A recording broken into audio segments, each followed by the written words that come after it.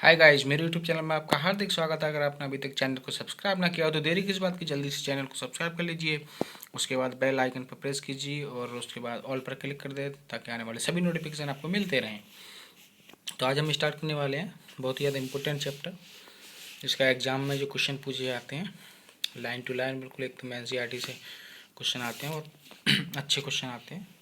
और इसकी लाइन याद रखना, बहुत अच्छे क्वेश्चन बनते हैं, बहुत ज़्यादा ज़रूरी होता है। तो चैप्टर का नाम है इवोल्यूशन, जिसको हिंदी में कहते हैं जैव विकास। ठीक है, तो इसमें हम जो पढ़ने वाले हैं वो पढ़ेंगे origin of life, evolution of life forms a theory, और पढ़ेंगे what are the evidences for evolution, की इवोल्यूशन के लिए क्या क्या हमको प्रमाण मिले, क्या क्या सबूत मिले। What is adaptive radiation, adaptive radiation आकर है क्या। बायोलॉजिकल इवोल्यूशन पढ़ेंगे और पढ़ेंगे मैकेनिज्म ऑफ इवोल्यूशन, एवोल्यूशन की मैकेनिज्म क्या थी। उसके बाद पढ़ेंगे हार्डी-बीन प्रिंसिपल, फिर पढ़ेंगे ब्रीफ अकाउंट ऑफ एवोल्यूशन, फिर पढ़ेंगे लास्ट में origin and evolution of man, कि मैन का ओरिजिन कैसे हुई और उसका एवोल्यूशन कैसे हुआ। तो थोड़ा सा बाहर से हल्का हल्का हल्का हल्का समझ लेते हैं, कोई इसमें बड़ी बात नहीं है, इंटरेस्टिंग है, याद ही हो जाएगा डायरेक्ट, क्योंकि मैंने तरीके बना दिए हैं याद करने के। थोड़ा सा NCERT से बाहर है, कुछ कुछ पॉइंट हैं, जैसे एवोल्यूशन जो है, एवोल्यूशन जो है एक स्टोकेस्टिक प्रोसेस है। ठीक है, इसका मतलब होता है डिसेंट विद मॉडिफिकेशन, एवोल्यूशन का मतलब।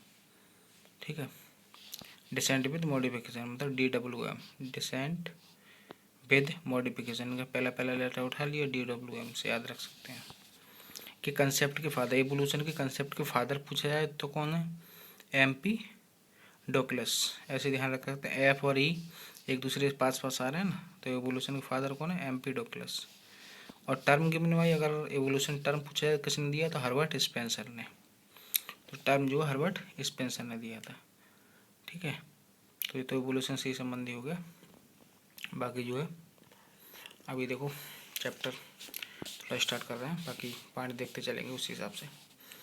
Evolutionary biology is the study of history of life forms on earth. Evolutionary biology जो है आखिर वो क्या है, तो वो पृथ्वी पर जीवन के रूपों का जो इतिहास है ना, उसका अध्ययन ही क्या है, एवोल्यूशनरी बायोलॉजी। मतलब पृथ्वी पर जो भी जीवन के रूप बने हैं, जीवन के फॉर्म्स बने हैं, उनका इतिहास की जो, उनके इतिहास का हम अध्ययन अगर करते हैं, उनकी हिस्ट्री का अध्ययन, पृथ्वी पर जीवन के रूपों का अगर, रूपों के इतिहास का अध्ययन जो करते हैं, वही क्या है, एवोल्यूशनरी बायोलॉजी। ठीक है, क्योंकि जैव विकास का मतलब ही है पृथ्वी पर जीवन का, पृथ्वी पर जीवन का पूरा इतिहास। ठीक है, तो यही है पृथ्वी पर जीवन का इतिहास, इसका मतलब ही होता है जैव विकास का। तो व्हाट एग्जैक्टली इज इवोल्यूशन, वास्तव में इवोल्यूशन आखिर है क्या, तो इसका आंसर ये जाता है कि ये स्लो है, ग्रेजुअल है। देखो धीमे धीमे ही तो होता है, एकदम से हम थोड़ी एकदम बंदर जैसे दिखते थे तो एकदम से इंसान दिखने लगे। तो ये स्लो होता है, gradual and irreversible change. Irreversible का मतलब जानते हो कि रिवर्सिबल रिएक्शन क्या होती है, दोनों डायरेक्शन में चलती हैं। इरिवर्सिबल मतलब एक ही डायरेक्शन में, मतलब ऐसा तो नहीं है कि हम बंदर जैसे दिखते थे तो अब आज इंसान हो गए तो दोबारा से फिर इंसान से फिर बंदर हो जाए, तो इरिवर्सिबल चेंज है। ठीक है, रिवर्सिबल तो नहीं है ना। और ये क्या है, ये इरिवर्सिबल चेंज होता है, तो इस बात को बोलते हैं, एवोल्यूशन एक इरिवर्सिबल चेंज है, इस बात को बोलते हैं डोलोज लॉ, डोलो का नियम। ठीक है, तो यहाँ हो गया इतना। To understand the changes in flora and fauna, flora देखो कहते हैं जो प्लांट्स वगैरह होते हैं। ठीक है, ऐसे ध्यान रख सकते हैं। फ्लोवर, फ्लोवर से ध्यान रखें, फ्लोवर प्लांट से रिलेटेड है तो फिर कुछ कुछ फ्लोवर की तरह लगना है ना फ्लोरा, और फना बोलते हैं एनिमल्स को।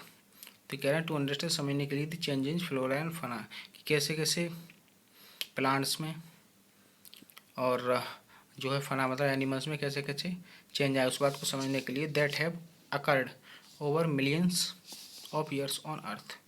एक मिलियन में कितने होते हैं, 10 लाख, तो ओवर मिलियंस बोल रहा है, मतलब मिलियन का भी प्लूरल नंबर, इसका मतलब 10 लाख से भी बहुत ज़्यादा साल लगे होंगे पृथ्वी पर, तब ये हुआ है, ठीक है, ठीक है, चेंजेज में इतना टाइम लगा है। We must have an understanding, हमको चाहिए एक समझ, of the context of origin of life, जीवन की ओरिजिन के प्रसंग में, जीवन की ओरिजिन है, जीवन की उत्पत्ति है, उसके प्रसंग में हमको एक समझ चाहिए होती है। That is evolution of earth. उसमें क्या है, वही पहले तो पृथ्वी का, अर्थ का, धरती का क्या जैव विकास हुआ है।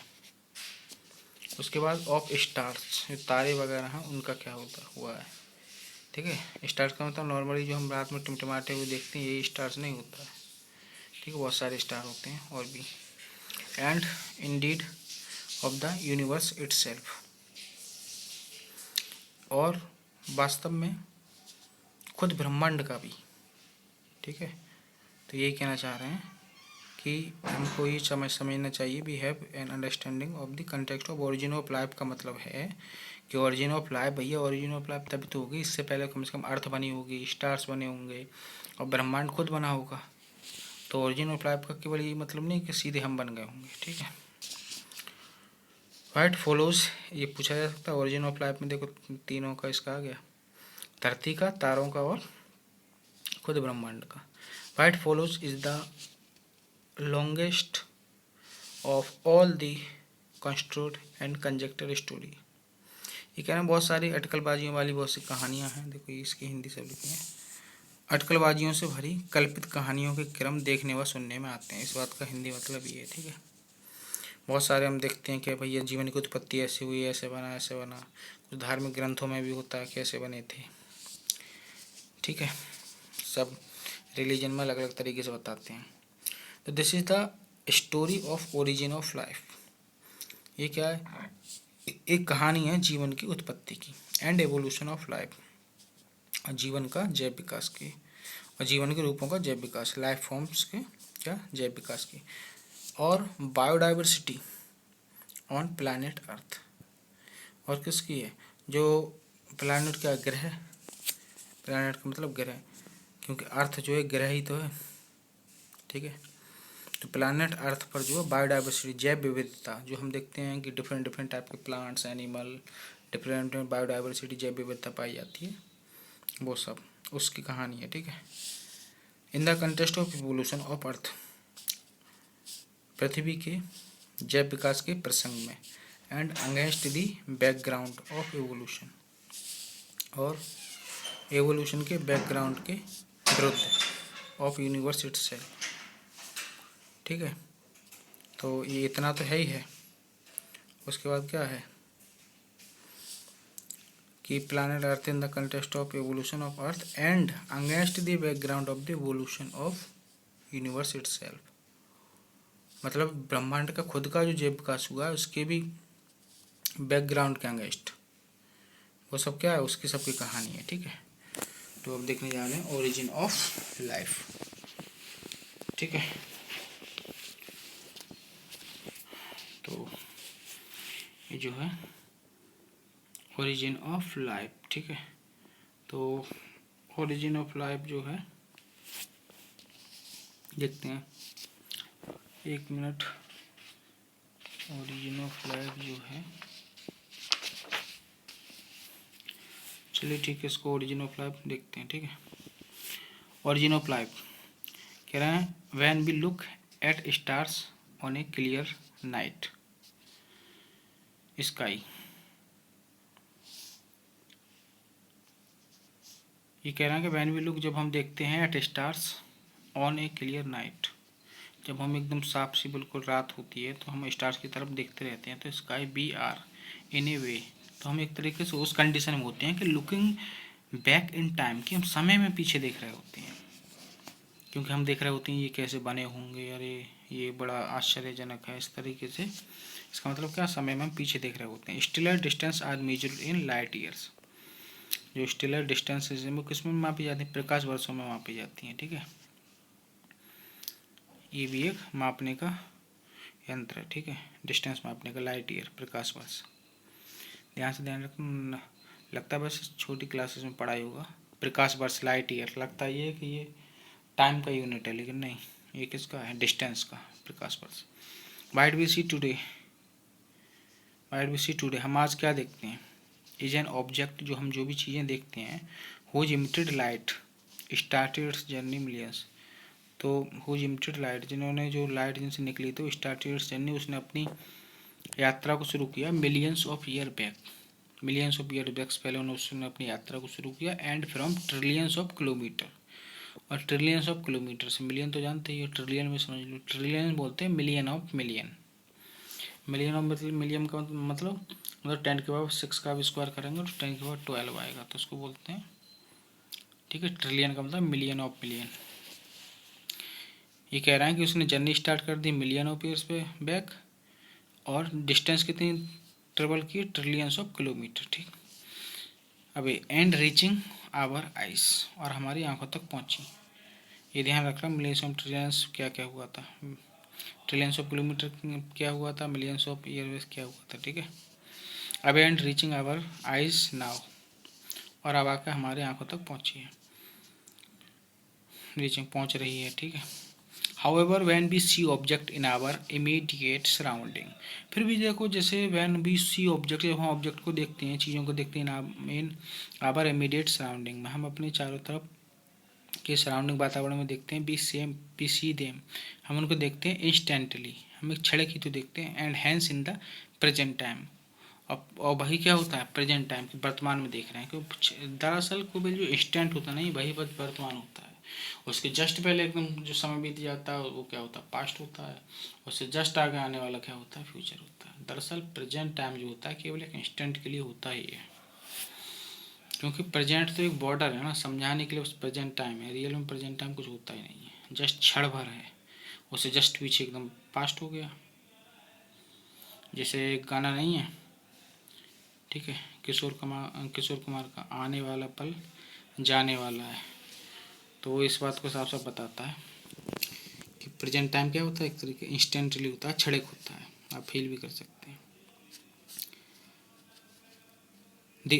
Therefore when we see stars, इसलिए ही व्हेन वी सी स्टार्स, हम स्टार्स को देखते हैं, तो बी अपेरेंटली, हम आभासी रूप से, are peeping into the past, तो हम ताका झांकी कर रहे होते हैं, किसमें, पास्ट में, ठीक है। पीपिंग मतलब ताका झांकी करना, पास्ट में, भूतकाल में ताका झांकी कर रहे होते हैं, भाई इन्होंने कुछ देर पहले बताया इसी बात को लेके, ठीक है। तो ट्रिलियन ऑफ ये बता ही दिया, मिलियन ऑफ मिलियन, मिलियन का स्क्वायर करके ये निकाल लें, ठीक है। इससे रिलेटेड साथ ही साथ बताता चल रहा हूँ point. The origin of life is considered a unique events in the history of universe, दरअसल दी ओरिजिन ऑफ लाइफ, जो जीवन की उत्पत्ति है, इज कंसिडर मानी जाती है एक unique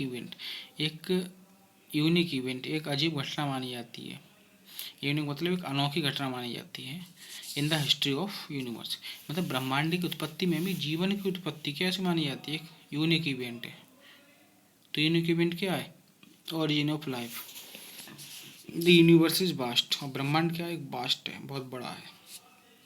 relatively speaking the earth itself is almost only space, तो इसकी तुलना में कहा जाए तो अर्थ तो क्या है, एक कड़का मात्र है, जस्ट ब्रह्मांड की तुलना में, ठीक है, लगभग एक कड़का मात्र है।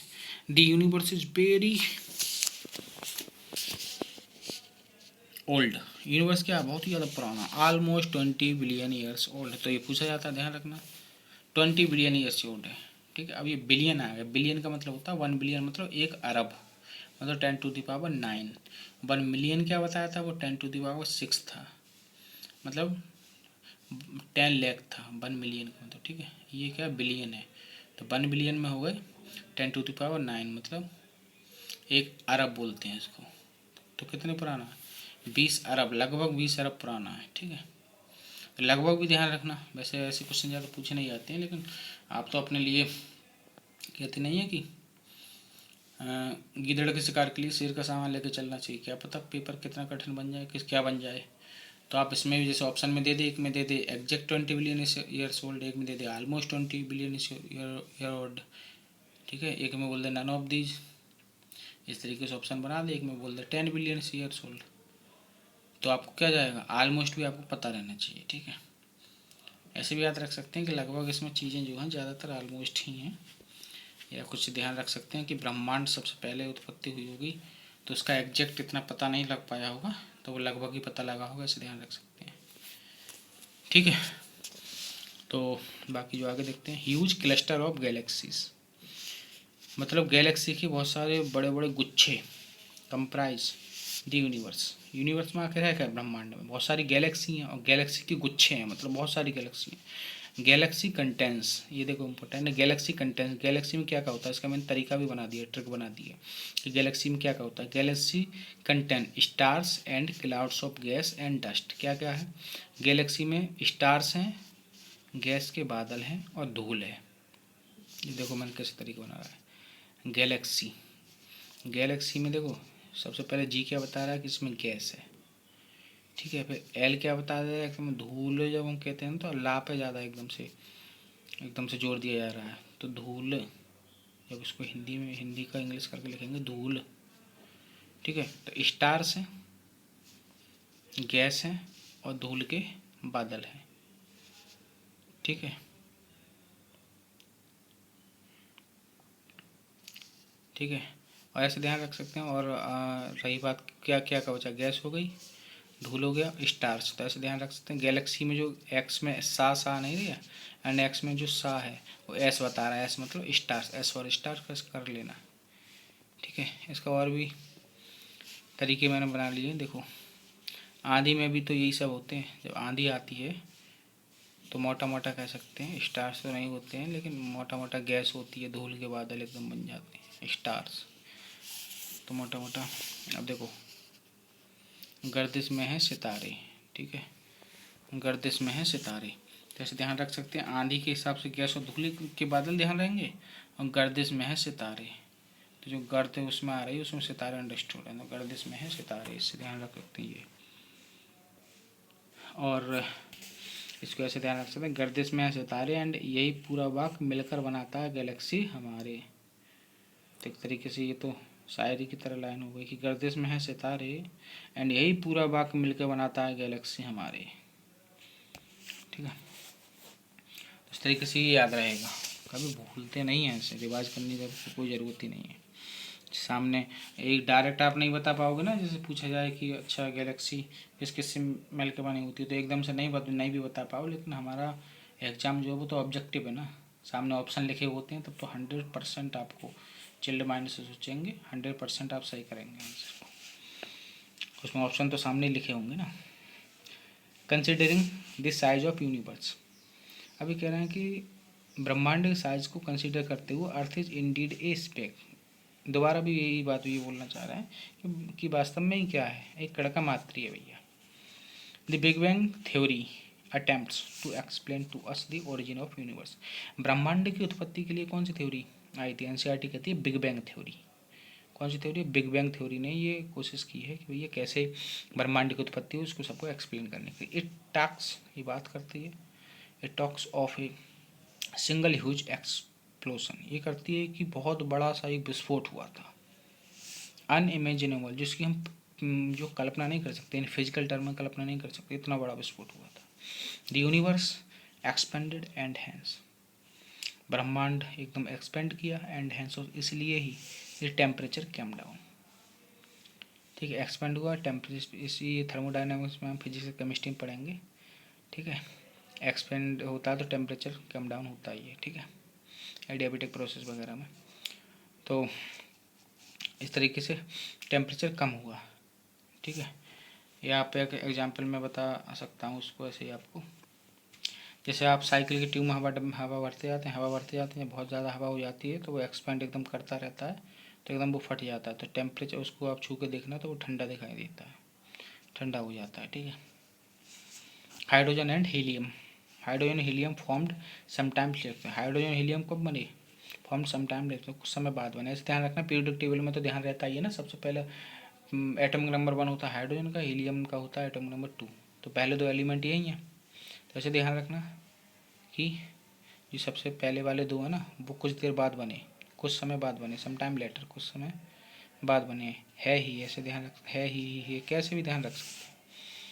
The gas is condensed under gravitation, अब चूंकि गैसों में थोड़ा बहुत तो वजन था ना, तो वो ग्रेविटेशन की वजह से नीचे की तरफ आती गई, कंडेंस्ड होती गई, एक दूसरे के पास आई तो लिक्विड फॉर्म में बदलती गई। गैस को लिक्विड फॉर्म में बदलने को क्या बोलते हैं? कंडेंसेशन।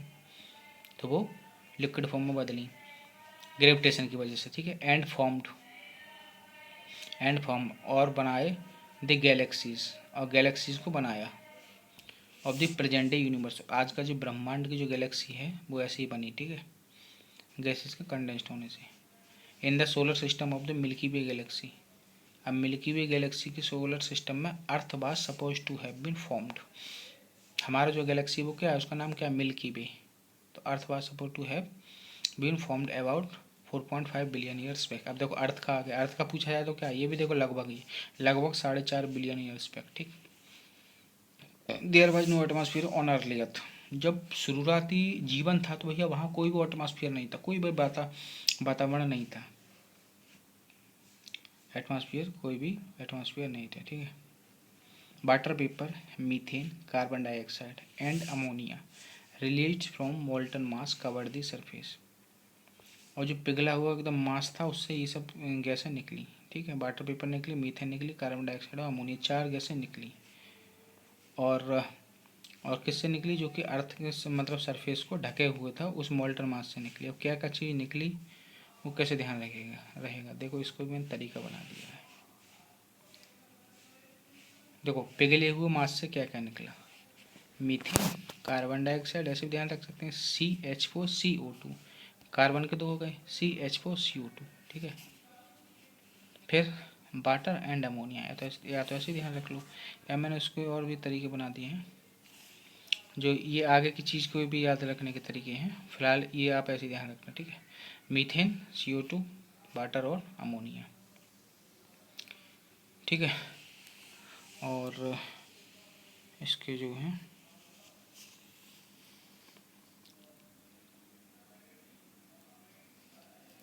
चलो इसके जो हैं ज़्यादा अभी तरीके नहीं बनाए हैं हाल फिलहाल, ये ऐसे ध्यान भी रहेगा, वैसे भी सिंपल सी बात है।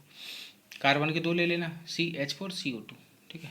फिर वाटर ले लेना, अमोनिया ले लेना, ठीक है। ये बने थे पिघले हुए मास से। कौन कौन सी गैसेस बनी पिघले हुए मास से, ये पूछा जाए तो ये बता देना, ठीक है। हर चीज़ की मैंने ट्रिक बना दी है, बहुत सिंपल कर दिया आपके लिए। देयर बाय नो एटमॉस्फेयर, ये सब हो गया यहाँ तक। The ultraviolet rays from the sun broke off water into hydrogen and oxygen. अब सन से जो यूवी रेज आ रही थी, उन्होंने क्या किया, उन्होंने वाटर को तोड़ दिया हाइड्रोजन और ऑक्सीजन में। जो हम जानते हैं कि वाटर को तोड़ा जाता है, हाइड्रोजन ऑक्सीजन बनती है।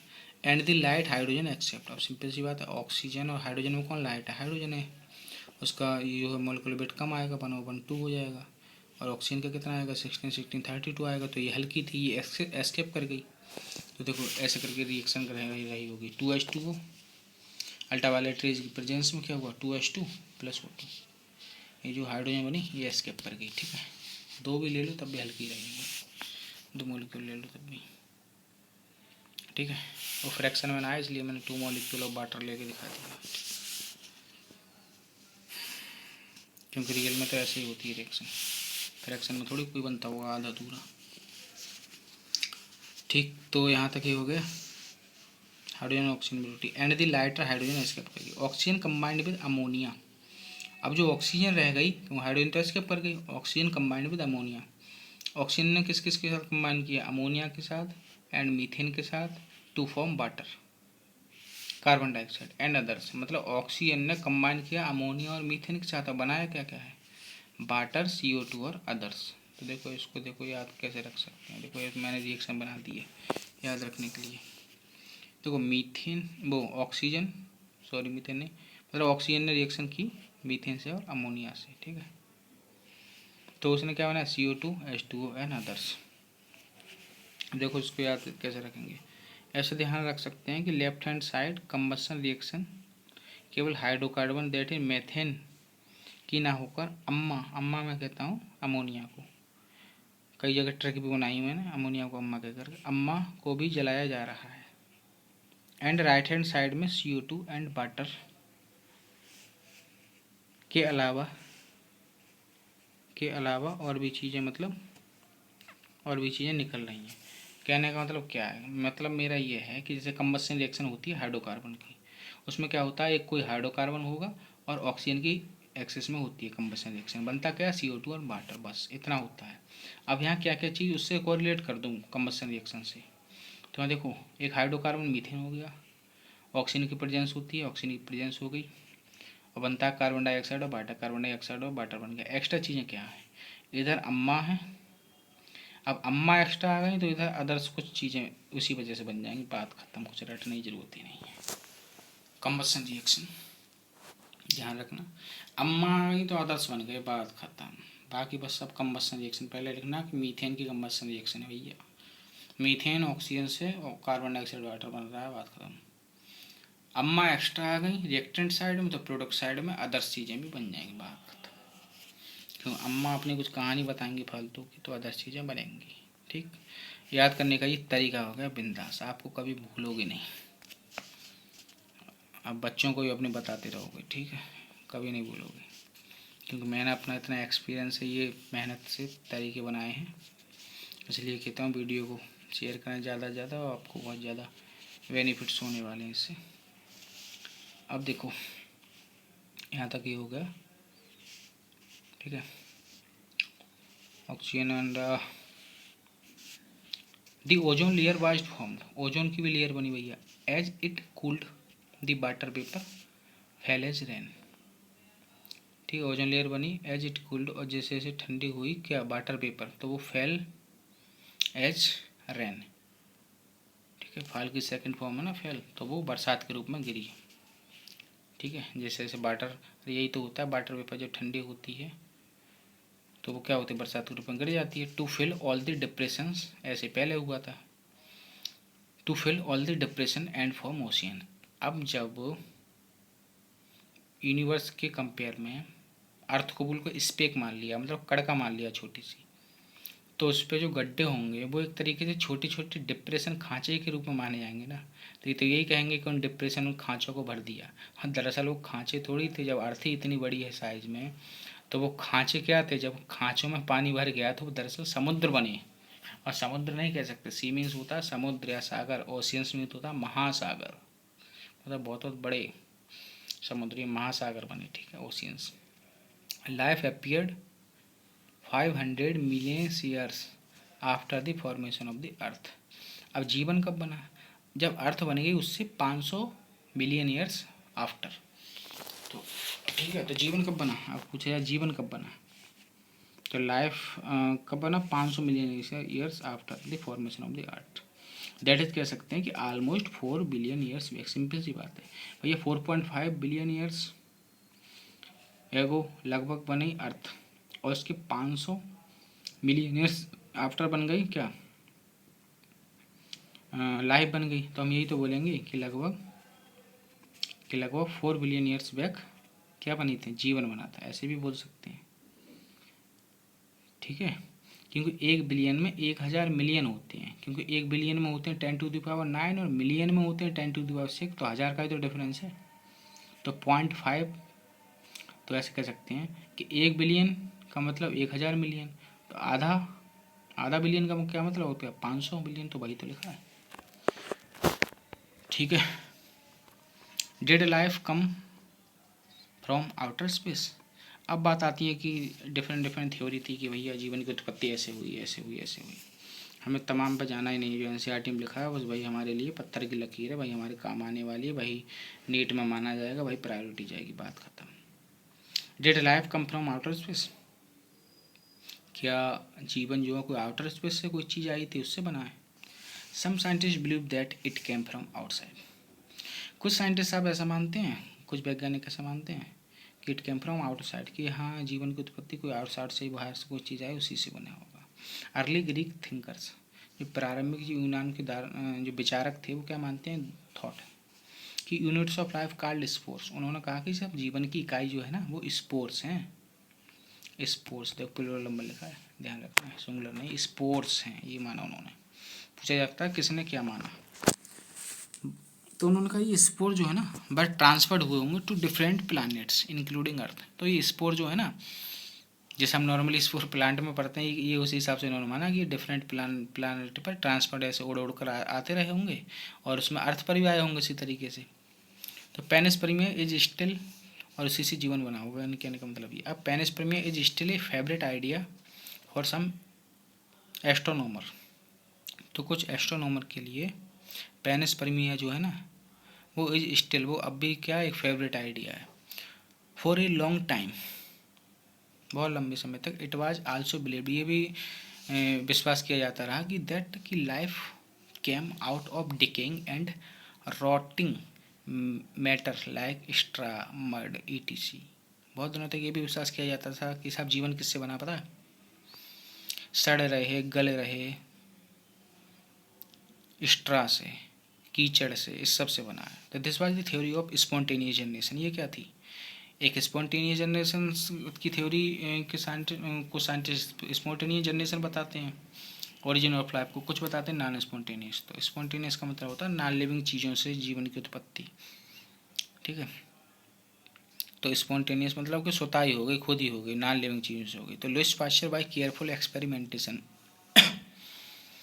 तो वैसे तो फ्रांसिस्को रेडी ने भी कोशिश की स्पॉन्टेनियस जनरेशन को डिस्कार्ड करने की, ख़त्म करने की, लेकिन पूरी तरीके से ख़त्म किया था लुइस पाश्चर ने। इसलिए लुइस पाश्चर का एनसीईआरटी जिक्र करती है। तो Louis Pasteur by careful experimentation demonstrated that life comes only from pre existing life. कि ऐसा नहीं है भैया कीचड़ वीचड़ से या निर्जीव चीज़ों से, नॉन लिविंग चीज़ों से जीवन बना। उन्हें कहा जीवन जो है पहले से जो उपस्थित जीवन है उसी से जीवन बना है। He showed that in pre sterilised flask, उन्होंने ये दिखाया कि प्री स्टरलाइज्ड फ्लास्क के पहले से अच्छे से स्टरलाइज कर दिया फ्लास्क में, life did not come from killed east. उन्होंने कहा कि life did not come from, कि मरे हुए ईस्ट से नहीं आई है life. While in another flask open two year, दूसरा फ्लास्क था तो ईयर के लिए ओपन कर दिया। तो new living organism arrows from killed east. तो वहाँ किल्ड ईस्ट से बन गया। रियल में क्या हुआ कि ईयर, जैसे मान लो उन्होंने एक्सपेरिमेंट क्या किया था, ऐसे फ्रांसिस्को रेड्डी ने भी ऐसे करके 2-3 फ्लास्क लिए थे। उन्होंने एक में किल्ड ईस्ट रख दिया, दूसरे में किल्ड ईस्ट रख दिया, लेकिन उन्होंने उसकी जो गर्दन जो थी फ्लास्क की वो सीधी रखी थी। तो एक में उन्होंने उसको बंद कर दिया गर्दन को, एक में खुला रखा। तो उसमें जो है लाइफ बन गई, ठीक है। तो उन्होंने देखा, तो उन्होंने कहा कि भैया देखो जो है लिविंग से ही आई है लाइफ, ठीक है, बाहर से। तो उन्होंने तो वो पूरी तरीके से वो नहीं कर पाए। तो उन्होंने क्या कहते हैं, लुइस पाश्चर ने क्या किया कि एक फ्लास्क 3 फ्लास्क लेकर के एक फ्लास्क में क्या किया कि उसकी गर्दन एस शेप्ड आकार में मोड़ दी। तो एस शेप्ड आकार में मोड़ने से क्या हुआ कि एस शेप्ड आकार में मोड़ने से ऑक्सीजन तो आ गई, लेकिन वो जो बाहर से लिविंग आ रहे थे हवा से, वो एस शेप्ड होने की वजह से उस पर गर्दन पर चिपक गए और अंदर पहुंच नहीं पाए। तो अंदर पहुंच नहीं पाए तो उस वाले फ्लास्क में कोई भी लाइफ नहीं बन पाई। तो इन्होंने पूरी तरीके से डिस्कार्ड किया था स्पॉन्टेनियस जनरेशन को। तो वही ये बताना चाह रहे हैं, ठीक है। स्पॉन्टेनियस जनरेशन थ्योरी, क्योंकि फ्रांसिस्को रेडी का ये माना गया कि साहब उसमें आ गए होंगे, क्योंकि वो थी वैसे उन्होंने एस शेप्ड तो लिया नहीं था उसका गर्दन का आकार। पर हाल हम उसमें ज़्यादा डिटेल में नहीं जाना है, बस ये ध्यान रखना, आपको मैं समझाने के लिए थोड़ा सा बता दिया है। Spontaneous generation theory Francisco ready वाले में हमें नहीं जाना, हमको बस यही देखना है। लुइस पाश्चर ने फाइनली कर दिया discard. Spontaneous generation theory by dismissed once and for all. Spontaneous generation जो थी थ्योरी बाज डिसमिस्ड हो गई वंस, एक बार के लिए जो डिसमिस हुई ना तो हमेशा के लिए हो गई, ये कहना चाह रहे हैं, वंस एंड फॉर ऑल। फिर किसी ने ये जिक्र नहीं की कि साहब नॉन लिविंग से चीज़ें बनती हैं, लिविंग जो है नॉन लिविंग से बना है, ठीक है। However this did not answer how the first life form came on earth. लेकिन ये इस बात का साफ जवाब नहीं है पाए कि ठीक है हम मानते हैं साहब, लुइस पाश्चर से बोला गया कि चलो हम मानते हैं कि जो लाइफ जो है पहले से उपस्थित लाइफ से ही आती है। तो जो सबसे पहले जो लाइफ बनी होगी वो कहाँ से आई होगी, ठीक है। तो इस बात का आंसर ये नहीं दे पाए, ठीक है। तो इसका मतलब नॉन स्पॉन्टेनियस जनरेशन है। नॉन स्पॉन्टेनियस जनरेशन वाले इस बात का आंसर नहीं दे पाए। Oparin of Russia and हेल्डेन of England. अब क्या थे, रशिया के साइंटिस्ट थे ओपेरिन और इंग्लैंड के थे हेल्डेन। प्रपोज्ड, उन्होंने प्रतिपादित किया that the first form of life, कि पहली लाइफ जो है, उन्होंने सब उत्तर दिया, उनका पहली लाइफ का जो रूप है वो आया could have come from pre existing non living organic molecule. उन्होंने कहा नॉन लिविंग ऑर्गेनिक मॉलिक्यूल से आया। ऑर्गेनिक मॉलिक्यूल क्या थे, जैसे आरएनए था, प्रोटीन था, और भी थे etc. And the formation of life was preceded by chemical evolution. और केमिकल एवोल्यूशन के प्रोड्यूस्ड बाय का मतलब आप ये देखेंगे, प्रेसिडेड बाय का मतलब प्रोड्यूस्ड बाय, ध्यान रखना क्योंकि सेंस उसका वही बनता है, ठीक है। प्रेसिडेड बाय का मतलब प्रोड्यूस्ड बाय। लाइफ जो केमिकल एवोल्यूशन के द्वारा है, that is formation of diverse organic molecule, के विभिन्न प्रकार के जो ऑर्गेनिक मॉलिक्यूल बने हैं फ्रॉम इन ऑर्गेनिक कॉन्स्टिट्यूएंट से बने हैं, ठीक है। ये अब देखो इसको कैसे ध्यान रख सकते हैं।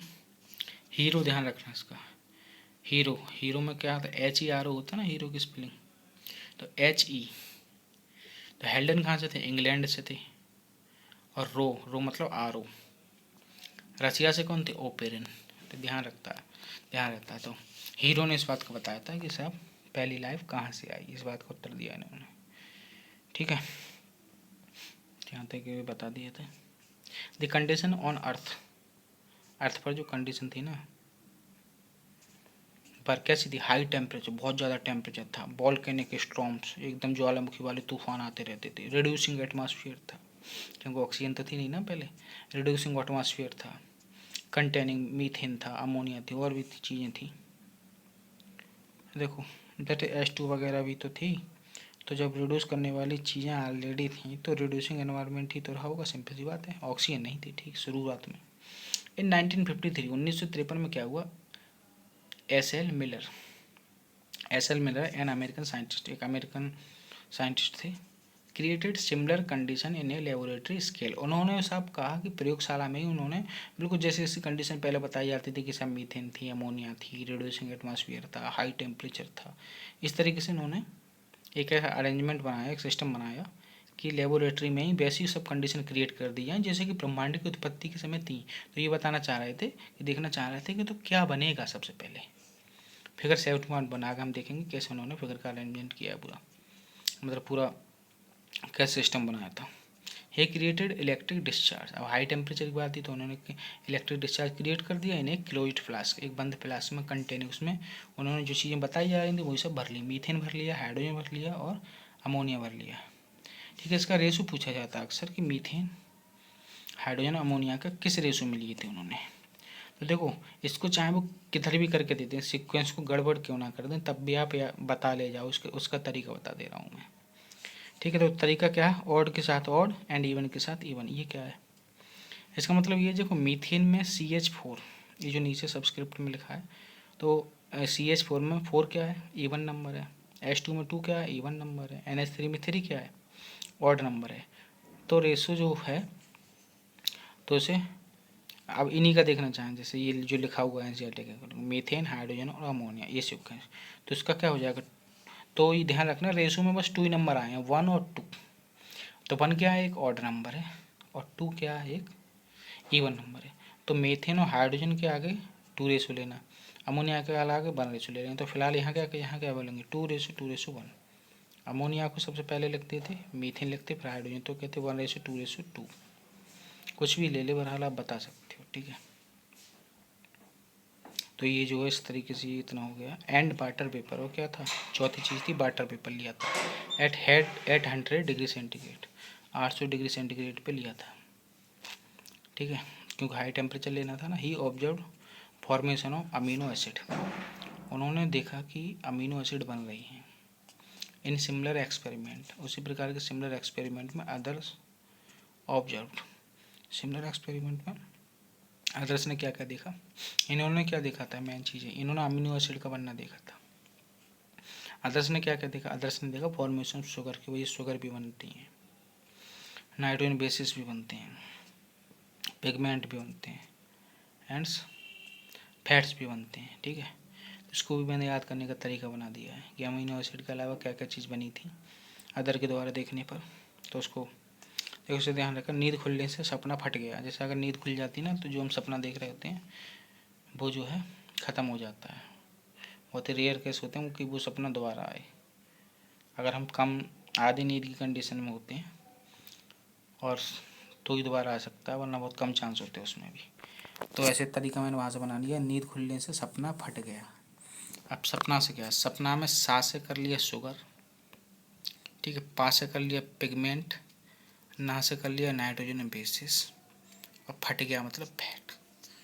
बाकी की 4 जो चीज़ें थी याद हो गई, ठीक है, हमेशा ध्यान रहेंगी। ठीक, तो ये यहाँ तक हो गया। Analysis of meteorite content also revealed similar compounds. Meteorite content का एनालिसिस जब हुआ था तो आल्सो रिवील्ड सिमिलर कंपाउंड्स, उन्होंने भी इसी तरीके से सिमिलर कंपाउंड को रिवील्ड किया, indicating that similar process are occurring elsewhere in space. उन्होंने कहा भी स्पेस में इसी तरीके की सिमिलर रिएक्शन रही होंगे, इसका मतलब, ठीक है। With this limited evidence, in limited प्रमाणों सबूतों के साथ, the first part of the conjecture story that is chemical evolution was more or less accepted, ठीक है। तो कंजक्टर स्टोरीज का पहला पार्ट था जो कि था केमिकल एवोल्यूशन, वो कुछ लोगों ने एक्सेप्ट किया, कुछ ने ज़्यादा किया, कुछ ने कम किया, लेकिन एक्सेप्ट किया गया। तो वही बोलना चाहा, निराधार कल्पनाओं वाली जो कहानियाँ थी उनका सब पहला पार्ट केमिकल एवोल्यूशन जो था वो कुछ के द्वारा ज़्यादा एक्सेप्ट किया गया, कुछ के द्वारा कम, बहरहाल एक्सेप्ट किया गया, ठीक है। तो यहाँ पर जो है ये उतना हो जाता है, ठीक है। अब जो है थोड़ा सा और देख लेते हैं। We have no idea about how the first self replicating metabolic capsule of life arose, मतलब हमें इस बात का आइडिया नहीं है कि पहला खुद के स्वयं रेप्लिकेटिंग करने वाला मेटाबॉलिक कैप्सूल जो है उसके बारे में कुछ नहीं पता कि कब बना, कैसे क्या बना, ठीक है, कि उसकी उत्पत्ति कैसे हुई इसके बारे में कोई भी आइडिया नहीं है। The first non cellular form of life, पहले जो कि सेलुलर नहीं थी ऐसा forms of life could have originated 3 billion years back. अब देखो ये सब ध्यान रखना चलता, ध्यान रखते चलना, ठीक है। और सीक्वेंस में लिखा भी आगे मैंने कितने डेटा आए हैं, टाइमलाइन ये सब ध्यान रखना। 20, फिर 4.5, ठीक है, फिर 4, फिर ये 3 आया है। डिक्रीजिंग ऑर्डर में ध्यान रखना, फिर क्या क्या होगा, फिर अपना रिकॉल कर लिया करना इस तरीके से। मैंने आगे वैसे लिख भी दिए हैं सीक्वेंस से, वो भी बता दूंगा आपको।